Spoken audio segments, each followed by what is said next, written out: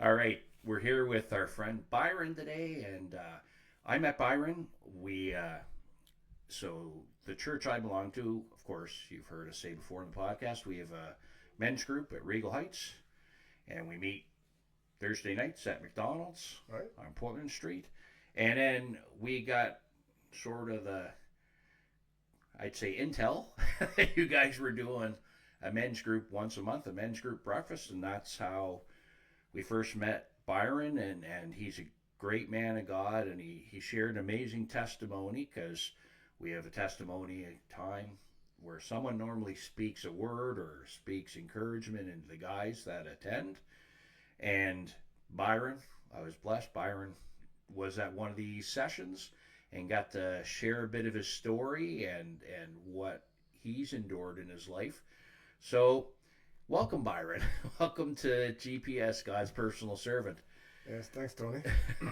So maybe if you could just sort of, so when you grew up, was church part of your life, or it wasn't part of your life, or what did that look like? Oh yeah, church was a big part of my life growing up in Jamaica, actually. So Oh, okay, Jamaica, very good. yeah, I grew up in Jamaica. So how long were you in Jamaica for? I lived there for 18 years. Wowzers! I lived for a long time. Wow. So what brought you to Canada? My dad lived here, so Okay. he brought me here naturally. Oh, He came awesome. here before I did, long before I did anyway, and Wow, he brought me here. that's awesome. So, uh, what did your dad? So did your dad live locally, or was somewhere else in Canada you lived for a I while? actually lived in Toronto. Actually, Oh, the melting pot. yeah, I moved to Toronto. I didn't even know about Nova Scotia, but I'm here now. That's Yeah, okay. lived in Toronto for since up to 2021 actually. I'd say from 1990. Yeah, Wow. long time. Wow, that is a long time. Yeah, And yeah, so your background when you were growing up, so is Christian family. yeah. My grandma was the patriarch of the family. She was the example. She laid down the example for us. So she would take us to church. So, yeah, she laid down a good example, which really affected me in my adulthood. She would pray every morning, get up at like 5 in the morning, 4 in the morning, Wow. pray for a whole hour before she does anything else, and then pray for all the kids, all the grandchildren, and read her Bible. And I would see this every day, without fail. That's awesome. Yeah. That's an awesome example because like myself, I came from I'd say Christian home was more Catholic background, so relationship with Christ for me growing up was never really enforced a lot because I thought that was a priest's job, and I'm just the partaker, Right? not the doer also, because I figured, hey, that's his job. He's supposed to know all that, but really, you know, God's taken me through the desert for a while, and then just to be able to build a better relationship with Him, and that happens every day to me. So you've been a Christian pretty well all your life, right? Yep.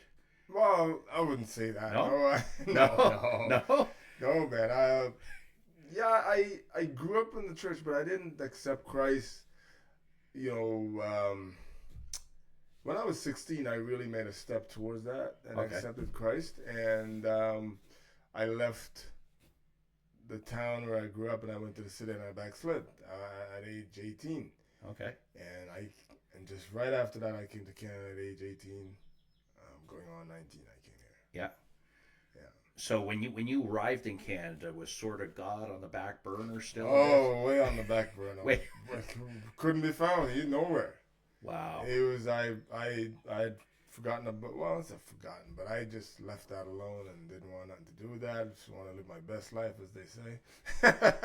Yeah, because And, a lot of people think they're missing out, right? They think, hey, maybe God's holding stuff back on me. Maybe I'm not being able to have fun because everybody's in that perception that, yeah, God doesn't have fun.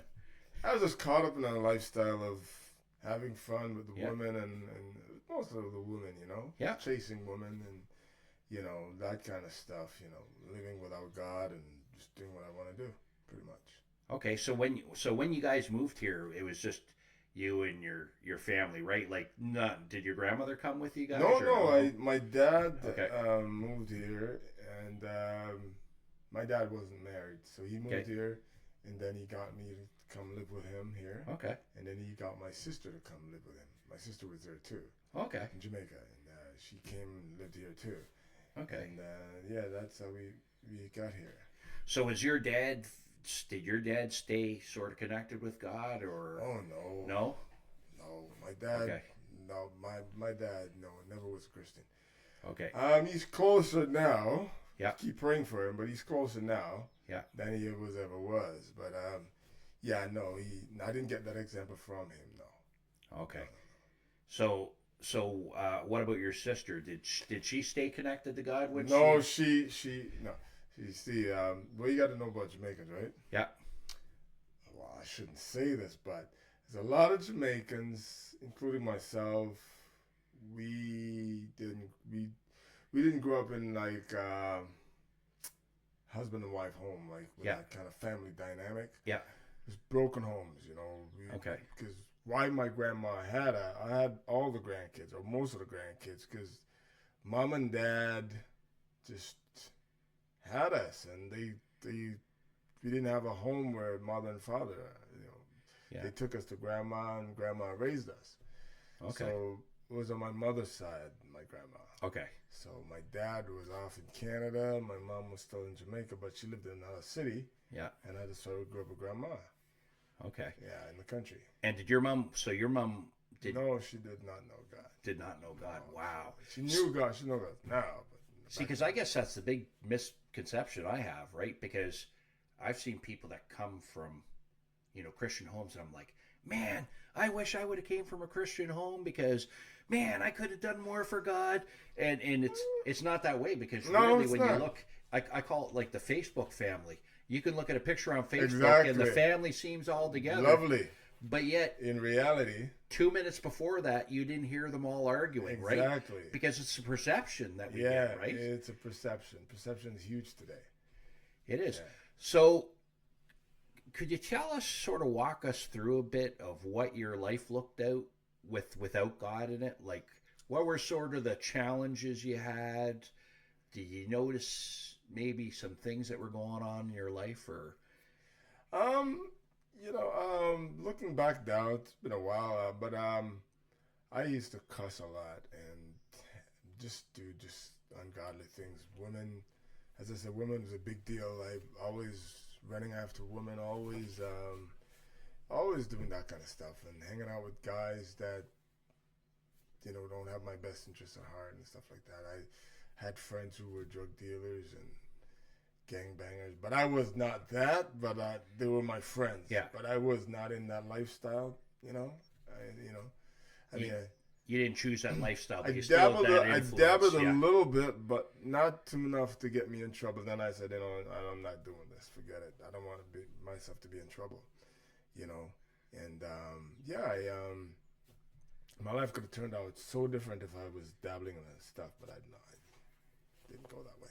So really what I hear you saying is, even though you weren't following God, you were chosen by God, and he loved you and was covering you from, and sheltering you really from all that stuff. Because sometimes we make bad decisions. Oh, yes. But God's still surrounding us, and he's still protecting us from certain things.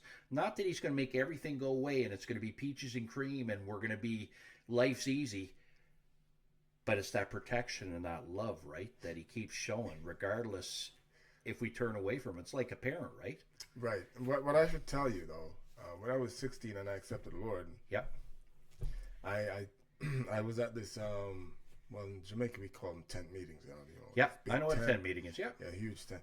And there's lots of people in the tent, and this preacher was preaching one night where I was at the tent meeting, and he stopped preaching all of a sudden, and then he looked out in the crowd of people, and he pointed at somebody, and he was pointing at me, but I thought he was pointing at somebody else. Did you do the old turn around? See, exactly. I did the old. I was like, you looking around? Yes, you stand up. The Lord wants to minister to you, and he said, you're going to be a preacher of the gospel, and he told me, he told me exactly how many years it's going to be that I'm going to preach the gospel. And Yeah. it said I'm going to be traveling and doing it too. And yeah, like, okay, fine, whatever. But that never left my mind. Yeah. And lo and behold, it did happen. So when you say that did happen, what did that look like? So are you like a traveling minister? Like, do you go around? Not now, Not but now? Okay. back in the past, I Yeah. used to. I've been in the U.S. traveling, and then I've been. I did a lot of Cuba. I've been to Cuba quite a bit. Oh, yeah? Some years. Last time I was in Cuba was 2018. 2018? Okay. Yeah, 2018. Yeah, it was the last trip I had to Cuba. But the church I was with, they built a church down there and everything like that. Okay. So that was a good success story, you know. But I'd done a few things like that, you know. Now, am I correct in asking this? I believe from your testimony, you a musician of some type? Do you? It's not my gift. I just picked it up along the way, a little guitar playing, just a little bit. Okay. Yeah. Right on. You know. So when you guys were down in Cuba and stuff, what did that look like? Cuba is really interesting. That we worked with a church down there. It was in the country, you know. I can't remember. I think it's called the place called Sagua. Okay. The Tanamo, something like that. But it's it's in the countryside, and you know, they're really poor, as you know, and we'd go down. They wanted a church built, so we'd raise funds in here. I was in Toronto at the time. Yeah. Raise funds, and we'd bring it down and help with the construction of the building, and would bring stuff for the children, and you know, clothing, whatever we can bring. Okay. It was we'd done quite a couple of years. We were working on that project, and it got finished in 2018. So how did you find Cuba was? Because I know it's communist. Are they welcoming to Christian churches coming in, or are they sort of a bit leery about that idea? Well, where we were, they were quite welcoming, but you just got to play by the rules. Okay, so what do you mean play by the rules? Don't speak against the government, and don't criticize the system, and all those things. But you can do what you want, but don't criticize the government, don't speak against the system, and you're okay to function. Don't preach, don't put it in your sermons, and stuff like that. Okay. So would you guys do like street ministry when you guys would go down sometimes, or would? No, we focused on the church, and we'd invite people to come to the church. We never really go out in the street and try to do that. I don't know if I'm allowed. We were allowed. Okay. But it was always, every time I've been there, we were in a building, or not in so much a building. We were on a piece of property with like a tent or something. You know? That's amazing, man, because I've never done anything like that. So that's it was the people are beautiful. They're just wonderful people. They love God, and they're very on fire for God. And it was great. So do you find that North America as a whole, we sort of towards Christianity? Because I mean, I've seen videos of massive things like in different countries where they're worshiping God, and you got like 10, 20,000 people, and it's in countries that don't have a lot. Yes. Like India, I know they've done much evangelism in India, and you see these massive amount of people that come to Christ. And I find sometimes in North America, we're excited about one or two people, but there's thousands of people that are coming to Christ in these different countries. Oh yeah, I mean, they, again, the poverty issue. When you have people that are poor and they are more in need, they tend to look besides themselves or outside themselves for help, because when you have everything you need, you don't so much need God per se, or you don't think you need God. But when I grew up, I was very poor. I grew up super poor. Really poor. And, we would have a little breakfast in the morning, whatever the breakfast was, be it a little hot tea and a piece of bread, and I'm not kidding, be it whatever. And then we would eat, and then my aunt, I never forget it, my aunt would say something like this. So Mom, what's for dinner later? And Mom would say, okay, well, the Lord will provide. Yeah. She said the Lord will provide. I never forget it. And we never go to bed hungry, but I'm just trying to show you when Yeah. you're poor, when people are poor, you depend more on the Lord, and that's how it is in Cuba. They depend on God to provide and to supply their need and to protect them and to keep them, and you tend to be more spiritual and in a godly way, Yeah. when you're poor.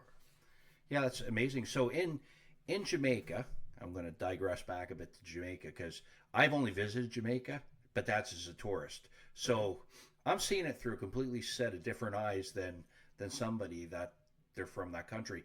So would you say Jamaica is very much a Christian-based country, or there's a lot of different spirituality that's going on down there that people sort of cling to? When I grew up there, and I still understand it, it's still mainly Christian. Yeah. It's a Christian country mainly. Like, Okay. there's more church in Jamaica, Yeah. I would think, than anywhere in the world. Really? It's a small place. It's crazy, but there's so many churches there. It's unbelievable. Okay. A lot of church in Jamaica. So there's a lot of witchcraft too. Okay. And there's, there are other nations coming in Yeah. now, like the Chinese, the Indians Yeah. coming in from India, and all, you got all kind of religions there, but it's mainly Christian based. It's a Christian based country. Okay. So when you say a lot, so would you say witchcraft would be like the second most popular sort of religion-based faith that there is in Jamaica? Witchcraft meaning, you got your voodoo. But That's right. There's a lot of, I won't say it's the second. Yeah. But it's very prevalent, Okay. there. It's very prevalent. But Jamaica, I don't know, it's a whole lot of problem with that because it's a real violent place too. I mean, Yeah. and it's sad because there's so many churches there. Maybe that's why too. That's the other thing. The enemy is fighting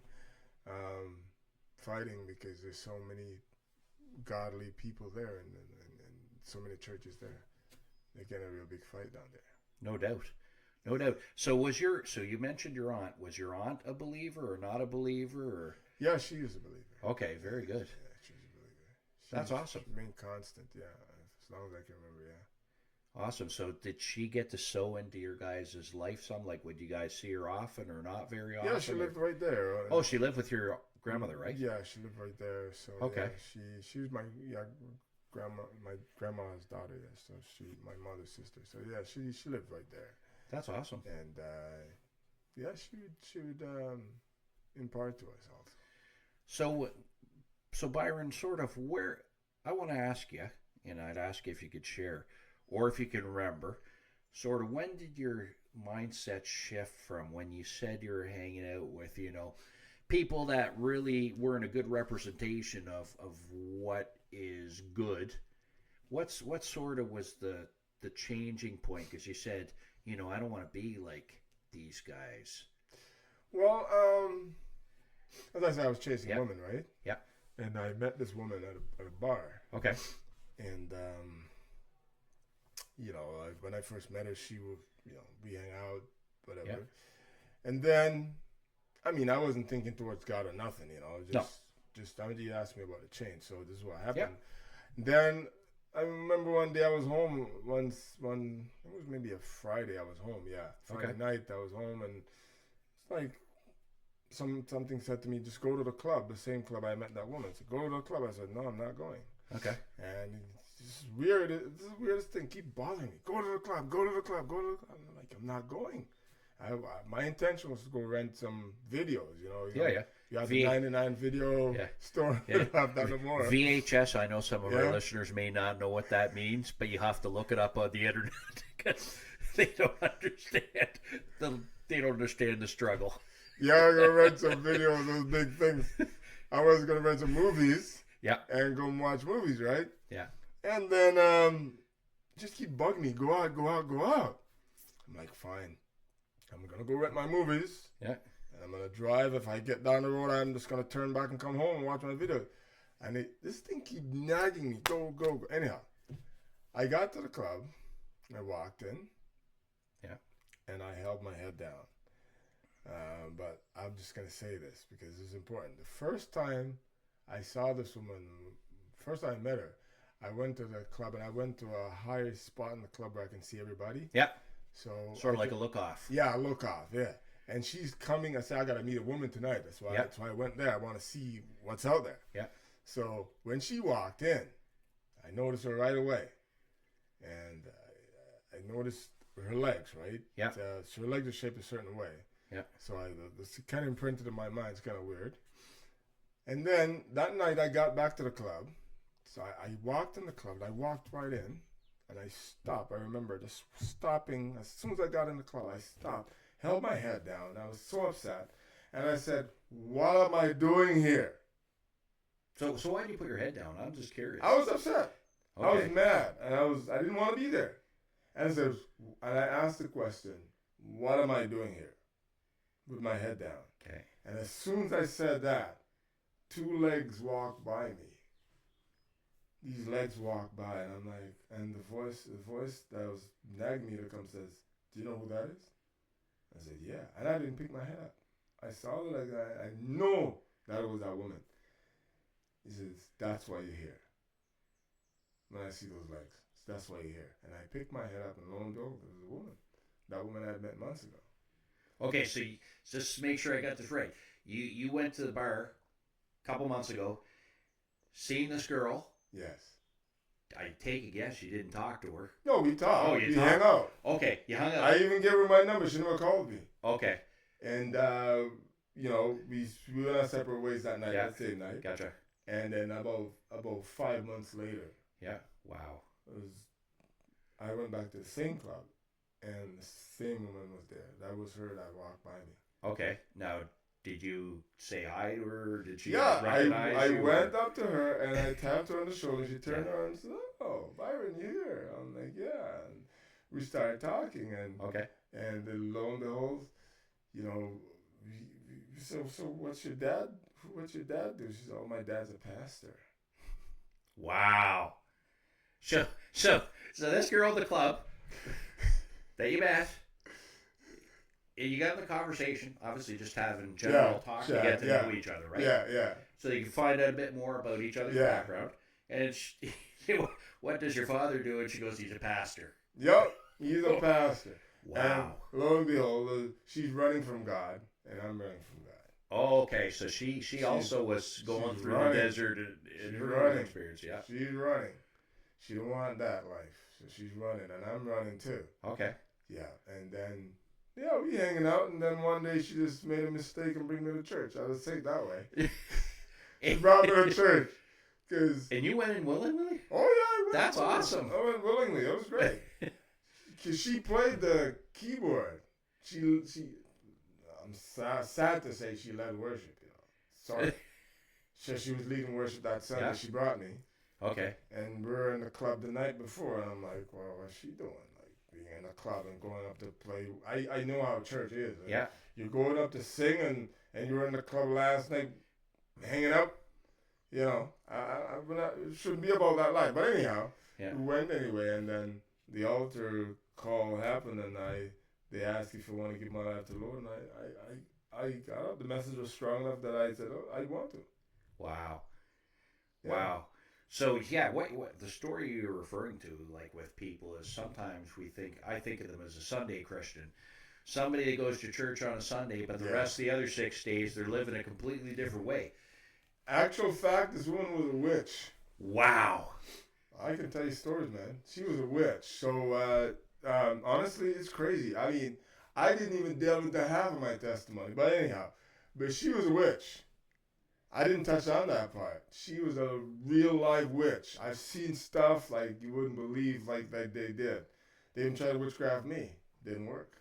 So, literally, she's a lukewarm Christian because she's no Christian. Oh, she's no Christian. She's pretending. She's an imposter. She's an imposter. Gotcha. A sheep. What's that? A wolf in sheep clothing. That's correct. Yeah. Yeah, and she worked witchcraft. I saw it with my own eyes. They've done it. I mean, I could tell you a story, but I would be here forever. I'm telling you. So it's crazy. So I guess this is moving quick. So just so I can sort of get the crux, Had you guys been? Did you guys live together for a bit? We or? lived together for a little bit, and then because I believe the Lord used her to get me back in church, and that didn't last long at all. That relationship didn't last very long. Okay, so I guess so. I'm taking a guess. Were you guys going out at that point? Or Yeah, we were just hanging out, relationship? going Okay. out, you know, and then she brought me to church. I got accepted the Lord, Yeah. and then she moved on because she's not about that life. She don't want to live the Christian life. So, you know, she was just the vessel used to get me back in church. Yeah, God Right? uses certain circumstances and Oh certain yeah, people, oh yeah, regardless of what we understand, oh yeah. for his good, right? Amen. So when did you find out that she was like a witch? Did she come out and say, "Hey, I'm No, a she witch"? didn't. Or No, she didn't. No, Okay. she always say it this way: "I'm a spiritual woman." Oh, So I'm gotcha. thinking in my head, What does that mean? she must be spirit. You know, I'm thinking she's a Yeah. godly woman. You know. Yeah. You know, the Bible says we always sing spiritual songs. Yeah. So I'm thinking, oh, she's a spiritual woman means she's a godly woman. No, not far from it. She delved into the occult, and oh my good Father in heaven, I'm telling you, I can tell you stories. She had books or piles of paper that she do research on the internet, and that's when the internet just came in. Yeah. We went to the store and bought, I think it was 1990. It was around 1997, around that time. Yeah. And you know, computers were not as they are today. Well, that's old dial-up. That's when you had to Yeah, exactly.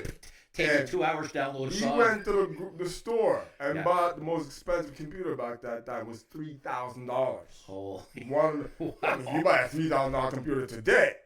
Yeah, that's a big gaming computer. We bought a $3,000 computer in Yeah. 1990, and they did a lot of research, and we bought, I mean, the papers, witchcraft materials, unbelievable. Wow. And that's what they did, and they would pay for their services. People would pay for their services. So pay her for services. What Yeah, kind of people services would come did in they pay for? for us, and we needed a job. People go, I want a job. How Yeah. can I? And we'll work so you get a job. And people would come in and you know, pay them, and they would throw their stones and their cards and whatever. I don't know what they do. Really? Crazy. I was watching all this stuff, you know, and just watch what they do, and you know, but you know, the Christian life and that life didn't mesh. You know, No. so I was being a Christian. It didn't mesh with that, but I was just curious, living with them for a little bit, and then I saw. I mean, I saw them do a lot of things. So is there an example you could give us, or would be willing to share, of something you've seen that you just went, wow, this is like totally demonic? So there's two sisters in them, right? Okay. They did this. They teamed up. So the older sister and the younger sister. So her sister. Yeah, her sister. Right? Okay. So the younger one had a boyfriend, but she had 2 children by this guy. Okay. But this guy was living in BC, you know, for some years, and he had a child out there in BC. Okay. So they said, okay, we're gonna find out if the child is his or not. So You mean DNA test? no. I wish it was that simple. No. No. Oh, okay. They're gonna go into the occult system to find out if the baby is his. So you asked for an example. So Yeah, this okay. is what I see they did one day. Okay. They had somewhat of a chain, and the chain is hanging, right? Okay. And I'm watching this. The chain is perfectly still. Yeah. Okay. There's no wind in the room, nothing. Chain is still. And she said, okay, we're going to find out if this baby is his or not. So they called up on whoever, some names. You know, Okay. Call up on whoever. Yeah. Okay, and if the chain swings this way, it's his. If it swings that way, it's not his. So I'm just going to give. So what Byron did, because we're going to be putting this on our audio later on down the road, he swung his hand like vertical. Vertical and horizontal. That's right. So yeah, if it swings this way, if it swings. Yeah. So they call upon whoever, and I watched. That chain was perfectly still, Yeah. and I watched the thing start to swing. Wow. back and forth, and I almost lost. Oh my God! Now, did you find there was a shift in the atmosphere at that point? Like, do you find that It was heavy and thick, okay? really Wow. thick in that room. Wow. And they burned their incense. And Yeah. the tarot cards were out, Yeah. and all of their garbage hanging out. Wow. And yeah,